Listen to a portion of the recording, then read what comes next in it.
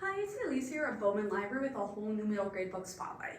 So for this week, we are taking some inspiration from maybe some of the scenes of this spooky season that's coming upon us. And we're taking in the fact that we are looking at books that have orange and black covers, or orange slash possibly, a combination of those two colors. Yeah, we're gonna start getting to the spooky season with some orange and black covers. And because we are totally judging books by their covers, which we say we don't, but we always do. Let's just get real about that here for a second. Because we are totally looking at books by their covers, that means we have some random mishmash of books tonight. So there's a little bit something for everyone. So we have 6 books we're going to take a look at, so let's get started. Our first one is The Miscalculations of Lightning Girl. So 12-year-old Lucy is also known as Lightning Girl because when she was 8 years old, she was struck by lightning, instantly became a math genius, and she's also then acquired some OCD.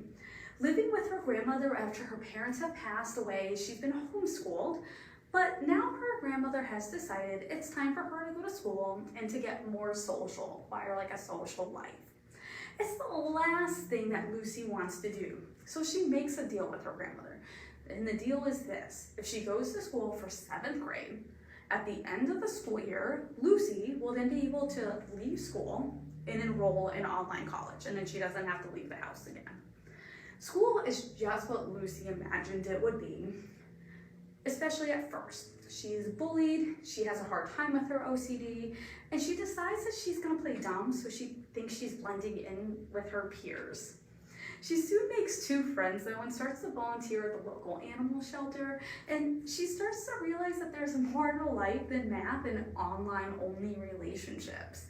You'll be along for this amazing journey that's life-changing with Lucy, and there's even a dog that gets involved, and I can promise you nothing happens with the dog. The dog ends up, happy at the end. Can promise you that, but if you like a good dog in your story, The Miscalculations of Lightning Girl. One of my all-time favorites, this is The Westing Game. So one of the best murder mysteries ever. You will not be disappointed. So one day, a random group of 16 people receive a letter in the mail that they have been invited to play a game. And if they win this game, they win $200 million.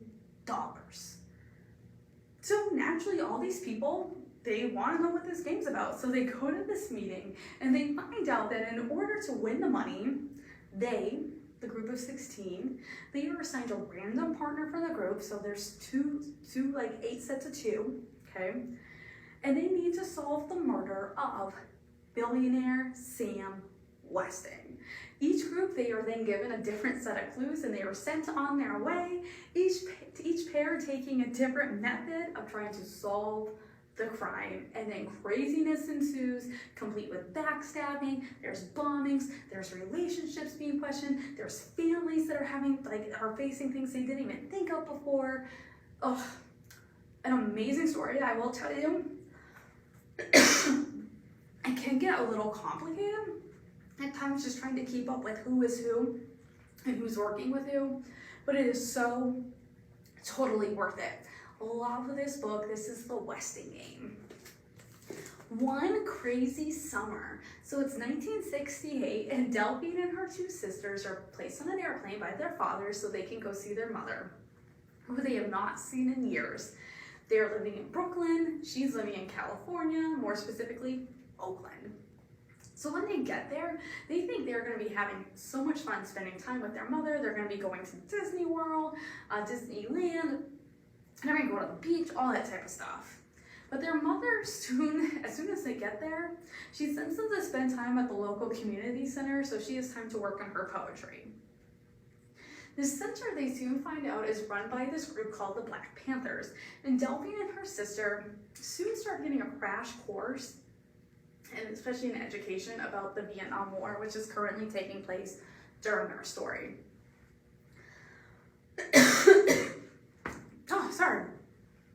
They soon find themselves protesting in marches, they're canvassing, they're handing out pamphlets, spreading their ideas and their thoughts about the Vietnam War. Delphine finds herself torn though because she does not agree with everything the Black Panther Party is saying, causing her to question her identity and what her responsibility is. This is the first in a series. You will find yourself along for the ride with Delphine. You'll be learning and questioning as she does, as well as experiencing what it was like to be a kid growing up in 1968, especially like experiencing summer from New York to California. And yeah, there's so much here to unpack. It's an amazing story. This is one crazy summer. The Strangers. So siblings, Chess, Emma, and Finn, they are leaving an easy life with their mom. Their dad passed away a few years prior, and they were living in Arizona. But things start to get really weird one day when they get home from school and they find their mother frantic, totally not like how she is. On the TV, there was this news broadcast that's playing, showing, and it's about 3 kids who have gone missing. They all have their same names, ages, and birthdays as Chess, Emma, and Finn. Then, out of the blue, their mother announces that she's going away on a business trip and leaves the next morning, just leaves the 3 of them. But things start to get even weirder when they discover that her phone and computer are still at their house. And they start to wonder what is actually going on here. And then it just goes to a next level when they find this coded letter and they decide they have to crack this code. They need to know what this letter says. But that is just gonna be the beginning. This first book in a series, the latest one, is already out. There will be another one coming out next year. Written in typical Margaret Peterson headaches you'll feel like the pressure as it's going. Like you will feel the intensity. You won't want to stop reading. This is The Strangers. Glory B. So Glory lives in Mississippi and is getting ready for the 4th of July because that is also the date of her 12th birthday. And she cannot wait for the traditional pool party. When the community pool is closed though, in order to not let African Americans have access, Glory is completely disappointed and confused. But she then starts to look around and she starts to realize what is going on around in her community. When Glory befriends a new girl in the community who is Black, Glory soon starts to be on the receiving end of hatred and threats from members of the community, and she isn't sure what she's supposed to do because this girl is just like her. They're the same age. Why should she be treated any different? This coming of age story is when it's eye-opening, it's full of emotion. It will take you back to a time in our history, but it will also make you see things that are happening today as well. This is Glory B. And our last one for today is New Kid, amazing graphic novel. There is a sequel. So this is a Newbery and King Award winner. Jordan is an African American 7th grader who lives in Washington Heights in the Bronx, and he is starting a new school, but not just any new school. He is going to the prestigious Riverdale Academy Day School, which is in a completely different neighborhood. When he gets there for the first day, he realizes that not only is it a completely different neighborhood, it's also completely different from his old school, especially now he is one of the few students of color in his school, which is the complete opposite than what he is used to. As Jordan makes his way in this new world, you will find yourself right there with him as he makes new friends. And he tries to adjust to this new environment he finds himself in. But you will also be there for the times he experiences racism, whether intentional or not, which will make you also examine yourself. One thing I love about this graphic novel too is it will put you in someone else's shoes, which is also really important, so you can see life through their eyes and make you a more empathetic person.